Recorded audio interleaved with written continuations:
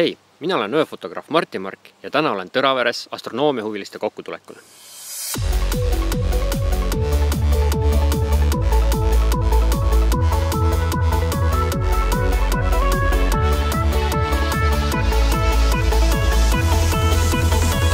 Tänane päev on olnud täis erinevaid huvitavaid ettekandeid hobiastronoomia ja astrofotograafia kohta ja nüüd on kätte jõudnud õhtu, valmistume Perseidide vaatluseks, aga kõigepealt ma näitan teile väikest kokkuvõtet sellest, mida me tänapäeval rääkisime.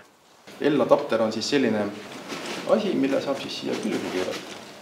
Et kui teil on kodus juba olemas fotoka statiiv ja mingi pea, siis saab kenasti selle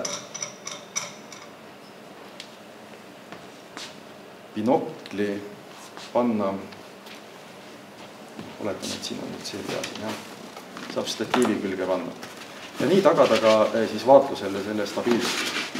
Hobiastronoomil on siis neid okulaare vähemalt 2, 3, mõnel ka 7 tükki. Ja okulaarid on omaette teadus, milliseid omadusi seal kõik on, eks ju, ja mida tasub nagu tähele panna. Aga neid võib olla mitte, aga peamine okulaari iseloomustav suurus on siis tema fookuskaugus ja see on suurelt peale kirjutatud. See konkreetselt on 9 mm okulaar. Seal on kokulaar, palju sellel? 15 mm. Ja niimoodi me saame suurenduse arvutada, et kui mul on teleskoobi fookuskaugus on 700 mm, okulaari fookuskaugus on 9 mm ja kui me need omavahel jagan, siis ma saan suurenduse, et 700 jagatud 9. Lisaks ajakirjadele muidugi on selline väga tore programm, jah, Stellarium. Stellarium.org, kodulehelt saab seda tasuta siis laadida omale nii koduarvutisse kui ka nutitelefonisse. Ja sellega on siis taevasimulaator, ta näitab taevast sellisena, nagu ta võiks meil antud ajahetkel paista. Võime ajas edasi või tagasi rännata. Et tegelikult see vaatluse ettevalmistamise juures on tegelikult väga hea kasutada mingisugust planetaariumi programmi. Et võtta see kas siis arvutis või mõnes nutiseadmes lahti ja enne õue minekut vaadata, milline see olukord seal tähistaevas on, et kui kõrgel need meid huvitavad objektid on ja millal nad loojuvad või millal nad tõusevad. Ja selle punase valgusega tasub ka ikka ettevaatlik olla, et kui koos sõpradega olete väljas pildistamas või vaatlemas, siis keegi selja taga sulle midagi ütleb, võikab siin, siis ära vaata tema poole niimoodi, et sa keerad koos selle valguse näkku talle silma kohe, et võib väga, väga valus saada. Ja üldse igasuguse valgusega tasub siis ettevaatlik olla, et kas või isegi autotuledega näiteks, kui olete kuskil parkla lähedal, siis vaadake, et ei tõmba teistele tuledid peale ja kui keegi seal läheduses veel on, siis andke teada, et tõmmake tuled maha. Kindlasti, mis vea algajad teevad nii fotograafid kui ma arvan, et ka teleskoobiga vaatlejad, kui öösel minnakse välja, siis eriti suvel, just augustis, et suveöö, et ma lähen niisama T-särgiga lühikeste pükstega. Aga kui sa tõesti lähed sinna 5 või 10 minutiks, siis ei ole hullu. Aga kui sa tahad seal tund aega ikkagi vaadelda või pilti teha, siis hakkab külm küll. Nii et tasub korralikult riidesse ja tasub kindlasti soojad jalanõud jalga panna. Maapind enamasti öösel on märg, nii et pange sellised, mis vett ka peavad. Kummikud, väga head villased sokid veel sisse ja väga mõnus, ei hakka külm ja ei pea selle pärast ööd pooleli jätma, et ära hakkad külmama. On sellised äpid telefonidele, kus sa saad siis suunata telefoni üles taevasse ja ta näitab siis vastavalt sellele, nii nagu sa telefoni liigutad, mis seal taevas just on.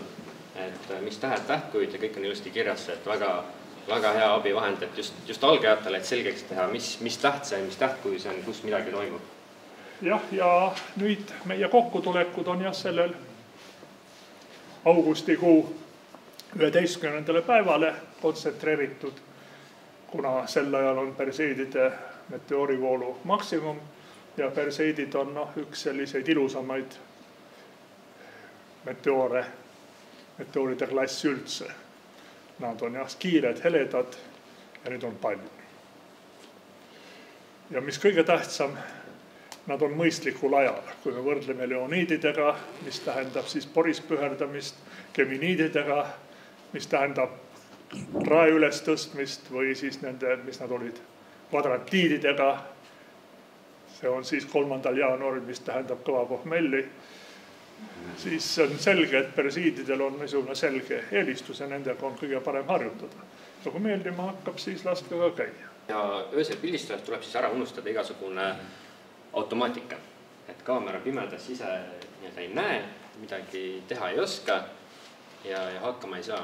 Nii et kõik pildid ikkagi teha manuaalrežiimis ja samamoodi ka manuaalfookusega. Ja mis on veel väga oluline, öö puhul eriti, et pildistada tuleks RAW formaati. Et kui sa teed JPG-s pildi, siis pärast sul ei ole enam midagi töödelda seal. Et kaamera on juba töötlus ära teinud ja sinul midagi, näiteks valgustasakaal sul enam muuta võimalik ei ole. Kui sa pildistad RAWs, siis sul on kõik need võimalused olemas ja saad ise seda pilti siis muuta nii nagu sa heaks arvad. Mis ava juurest tuleb silmas pidada, et kui sa keerad täiesti lahti, aga sul on selline objektiiv, mis ei ole, ütleme, kõige parem, siis lahtise ava korral võivad need tähed ära mooduda, et nad ei jää ilusaks täpiks või need lähevad seal mingiks imelikuks kujuks kätte. Ja selle vastu siis aitab see, et see ava tuleb natukene kinni keerata, et seal kuskil tavaliselt F4 juures juba ka nende kehvemate objektiividega läheb asi paremaks ja saab ka selle ilusa täpi kätte sellest tähest. Üks hästi tähtis asi ööfoto juures on siis teravustamine. Kuna sa pead seda tegema enamasti käsitsi, siis paljud ei saa sellega hakkama. Aga on teatud variandid, kus sa saad seda autofookust ka ikkagi kasutada. Kui taevas on kuu, siis selle peale enamasti kaamerad saavad hakkama teravustamisega. Kuu on piisavalt tere ja kuu järgi, kui sa kuu peale teravustad, saad selle teravuse paika. Kui kuud ei ole, siis näiteks kuskil kauguses on mingisugune valgus, tänavavalgus, mingi mobiilimast, midagi sellist, siis on võimalik nende peale teravustada. Või siis tõesti mingi auto kuskil sõidab, autotulesid kasutada, kas või endal auto on kuskil parklast kaugel, paned korraks tuled peale, saad selle teravuse paika ja siis vaatad, et sa seda enam öö jooksul ei liiguta, kui sa oma fookuskaugust ei muuda ja saad rahulikult teha terve ööpilti ilma seda teravustamiste pärast muretsemast. Ja kui tõesti mitte mingit muud varianti ei ole, siis võta taskulamp, mine kuhugi kaugemale jaluta või saada sõber sinna ja teravusta selle peale ära ja on sul ka, ja pärast ärge unustage siis uuesti manuaali peale lükata seda teravustamist. Kui sa jätad automaati peale ja hakkad pilti tegema, sul läheb jälle paigast ära, hakkad otsast pihta. Kui te ei tea, siis ka päevasel ajal on kuu tihti olemas, näiteks praegu, ja võib teda ka pildistada päevasel ajal. Muidugi päeval on teda keerulisem üles leida puht sellepärast, et taevas on ka taustal hele ja see kontrastsus on lihtsalt väike ja seetõttu ta ei hakka kohe silma. Aga mida õhtupoole ja pimedamaks taevas läheb, seda paremini ka see kuu sealt välja joonistub. No nii, oleme nüüd siin vaatlusväljakul, see on juba üles seatud palju erinevaid teleskoope, käib kuu vaatamine, kuu varsti loojub ja pärast seda on juba piisavalt pime, et oleksid ideaalsed tingimused ka persiidide võimalikult heaks nägemiseks. Loodame, et me näeme neid päris palju. Mõni hetk tagasi nägime juba ühte päris ägedat iriidiumisähvatust, kõik elasid sellele väga valjuhäälselt kaasa ja mõnda persiidi oleme ka juba näinud langemas ja see on ka väga tugeva sellise vaimustusega vastu võetud. Nii et loodame, et tuleb hästi äge juttu. Aga räägi, mis on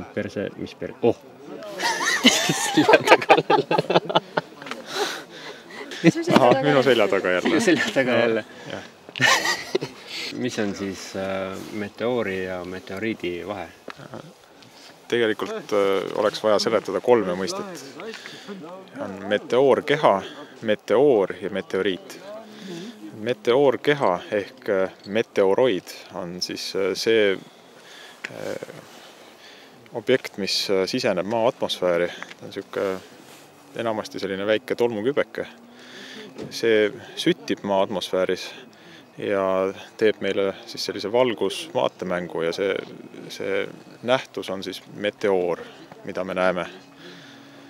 Ja kui see meteoorkeha on piisavalt suur niimoodi, et temast jääb pärast atmosfääris põlemist veel midagi järele, et ta jõuab maapinnani, siis see, mis maapinnani jõuab, on meteoriit.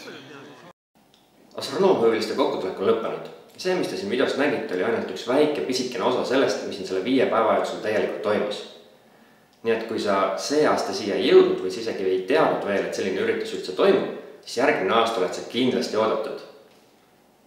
Ja muidugi like seda videot, jaga seda sõpradega, kirjuta kommentaare ja kirjuta kommentaaridesse ka küsimusi, millele ma võiksin järgmistes videodes vastata. Ja subscribe'i ka minu YouTube'i kanalisse. Praeguseks kõik, selge töid ja tšau!